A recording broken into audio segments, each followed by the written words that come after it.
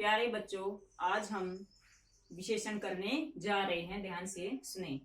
अब विशेषण में संज्ञा और सर्वनाम शब्दों को जानना जरूरी है कि संज्ञा क्या, सर्वनाम शब्द क्या है। इनके बारे में हम पढ़ चुके हैं, क्योंकि विशेषण का अर्थ क्या होता है? विशेषता बताना।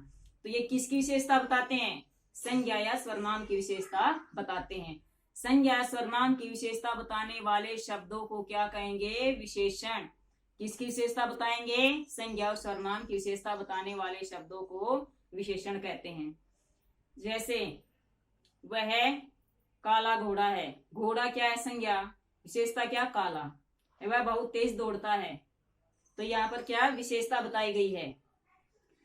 अब विशेषण के भेद। विशेषण के कितने भेद हैं? 4 भेद। कौन कौन से हैं? गुणवाचक, संख्यावाचक, परिमाणवाचक और सार्वनामिक विशेषण। अब सबसे पहले गुणवाचक विशेषण। गुणवाचक विशेषण जो विशेषण शब्द संज्ञा सर्वनाम के गुण, दोष, आकार, रूप, बनावट आदि का बोध कराते हैं उन्हें गुणवाचक कहते हैं। जैसे ऊंचा, नीचा, काला, मीठा, सफेद, ये सभी क्या है? विशेषता बताते हैं। किसकी? संज्ञा सर्वनाम की विशेषता बताते हैं। अब हमारा दूसरा संख्यावाचक विशेषण। संख्यावाचक विशेषण। संख्यावाचक विशेषण क्या? संख्या का बोध कराने वाले जो विशेषण शब्द संख्या का बोध कराते हैं उन्हें संख्यावाचक विशेषण कहते हैं। अब संख्यावाचक विशेषण को भी 5 भागों में बांटा गया है। पहले क्या? गणना सूचक। गणना सूचक यानी कि जिसकी गणना की जाए। जैसे 5वां लड़का, 4, 5, 6, ये क्या? गणना की जाए। फिर क्रम सूचक। क्रम सूचक जैसे 8वीं कक्षा, 4था मकान, गणना की गई ना, क्रम सूचक हो गई। क्रम में कि कक्षा 8वीं क्रम में है, 4था मकान यहाँ से 4था मकान है कि क्रम में। फिर आवृत्ति सूचक। आवृत्ति सूचक क्या होता है? जैसे दुगुना, 3 गुना, 4 गुना, ये क्या? आवृत्ति सूचक। फिर हमारा क्या है?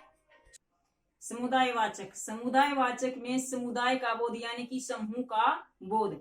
जैसे 5 बहन, 2 भाई, किसका बोध है? समूह का बोध है।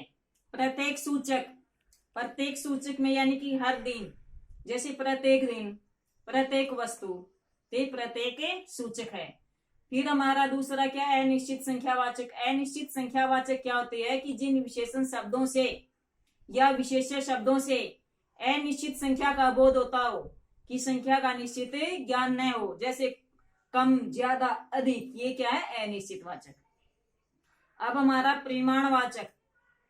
परिमाणवाचक क्या होता है? कि जिन विशेषण शब्दों से संज्ञा सर्वनाम के नाप तोल का बोध हो, क्या हो? नाप तोल का बोध होता है, उसको परिमाणवाचक कहते हैं।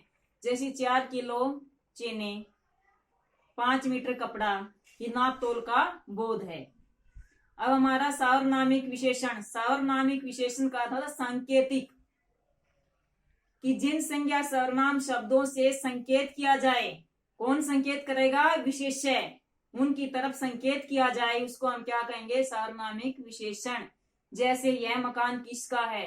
यह क्या है? सार्वनामिक विशेषण है।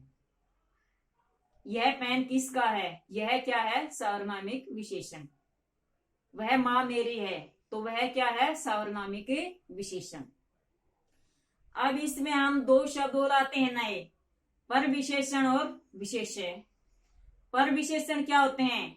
पर विशेषण विशेषण की विशेषता बताते हैं। किसकी विशेषता बताते हैं बेटा? विशेषण की विशेषता कौन बताते हैं? पर विशेषण। जैसे वह ईमानदार लड़का है। वह ईमानदार लड़का है। ईमानदार क्या है? इसमें विशेषण है।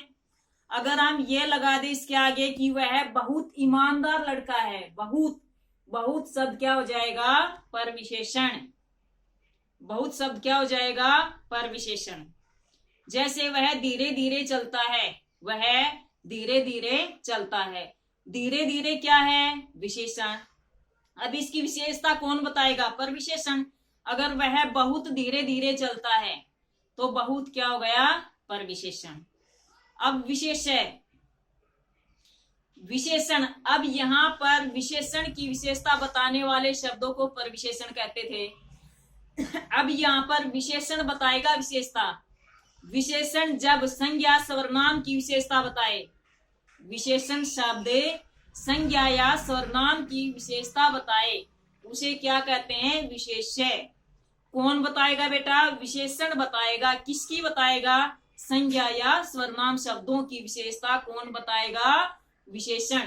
तो विशेष्य के अंदर विशेषण विशेषता बताएगा, उसको हम क्या कहेंगे? विशेष्य। जैसे अब इसमें जैसे वह ईमानदार लड़का है, वह ईमानदार लड़का है।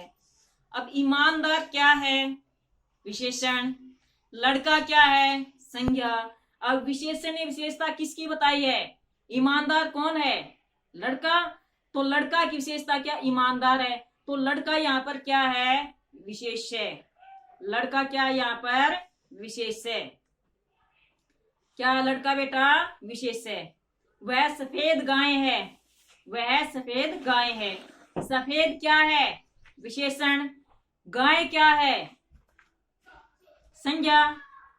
तो यहाँ पर गाय की विशेषता क्या? सफेद होना। तो यहाँ पर विशेष्य क्या है? गाय। विशेष्य क्या है? गाय। यहाँ पर क्या है? विशेष्य। तो यहाँ पर हमें पता चल गया विशेषण क्या है, परविशेषण क्या है और विशेष्य क्या है। तीनों के बारे में पता चल गया। अब हमारी विशेषण की अवस्थाएं, कि विशेषण की कितनी अवस्थाएं हैं?